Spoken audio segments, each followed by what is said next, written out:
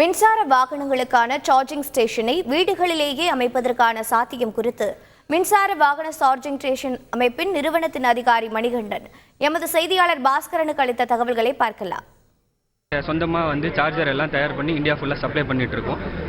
நம்மக்கிட்ட AC charger DC charger ரெண்டுமே இருக்குது. ஸோ ஏசி சார்ஜர் வீட்டில் ஸ்மால் கமர்ஷியல் இடங்களில் அந்த மாதிரியான இடங்கள் எல்லாம் போட்டுடலாம். அப்புறம் டிசி சார்ஜர்ஸ் பார்த்தீங்கன்னா உங்களுக்கு ஸ்மால் கமர்ஷியல்ஸ், அதுக்கப்புறம் larger scale of commercial areas, அதுக்கு டிசி சார்ஜர் நம்மக்கிட்ட 15 கிலோவாட்லேருந்து 240 கிலோவாட் வரைக்கும் இருக்குது சார்.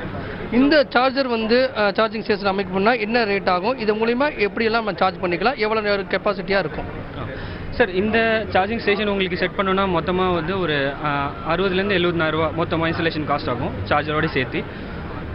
வீட்டில் நம்ம நார்மலாக இருக்கிற ஃப்ளாட்ஸ் வீட்டிலலாம் போட்டோன்னா ஒரு நார்மலான ஒரு இவி கார் மார்க்கெட்டில் இருக்க இப்போ இவி கார் எடுத்திங்கன்னா ஒரு 5 to 6 ஹவர்ஸில் சார்ஜ் பண்ணிடலாம் ஏசி மூலிமா. இதுக்கு சிங்கிள் ஃபேஸ் வீட்டில் வர ரெகுலர் கரண்ட்டே போதும், ரெகுலர் பவரே போதும். அதை வச்சு நம்ம வீட்டில் இருக்க காரை 4-வீலரை சார்ஜ் பண்ணிக்கலாம் சார். ஓகே, ஒரு வீட்டில் இல்லாமல் ஒரு அடுக்குமாடி குடியிருப்பு ஒரு காம்ப்ளெக்ஸ் ஃபுல்லாக இருக்கும் அப்படின்னா அந்த இடத்துல ஏதாவது சார்ஜிங் ஸ்டேஷன் அமைப்பு சான்சஸ் இருக்கா? அதன் மூலிமா என்ன மாதிரி பெனிஃபிட் கிடைக்கக்கூடிய வாய்ப்பு இருக்குது? ஆமாம் சார், அந்த மாதிரியான அமைப்புகளுக்கு நம்மக்கிட்ட டிசி ஃபாஸ்ட் சார்ஜிங் சொல்லுவாங்க.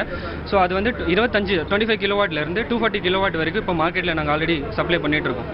ஸோ நீங்கள் இப்போ ஹைவேல அப்புறம் இப்போது சிட்டி உள்ள சார்ஜ் வீட்டில் பண்ணுறது இல்லாமல் எமர்ஜென்சியாக நீங்கள் ஒரு 20 மினிட்ஸில் 30 மினிட்ஸில் ஒரு கார் சார்ஜ் பண்ணிவிட்டு ரொம்ப லாங் டிஸ்டன்ஸ் போகணும், அந்த மாதிரி இருக்கிறதுக்கு நம்மக்கிட்ட டிசி சொல்யூஷன் இருக்குது.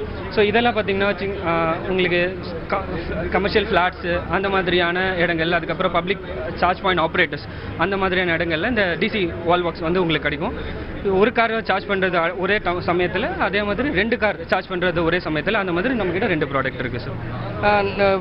பெட்ரோல் டீசல் கம்பேர் பண்ணும்போது இந்த வெஹிக்கிள் நம்ம பர்ச்சேஸ் பண்ணும்போது இந்த சார்ஜிங் இதை யூஸ் பண்ணும்போது எவ்வளோவெல்லாம் நம்மளுக்கு சேமிப்புக்கு வாய்ப்பு உள்ளது சார்?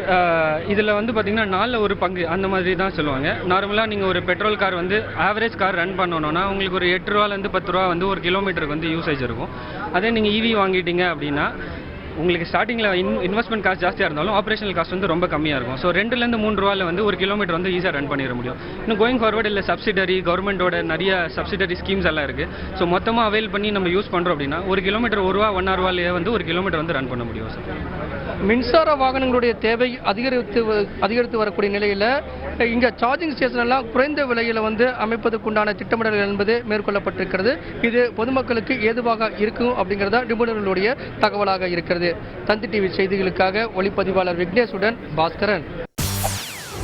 செய்திகளை உடனுக்குடன் தெரிந்து கொள்ள உடனே சப்ஸ்கிரைப் பண்ணுங்க.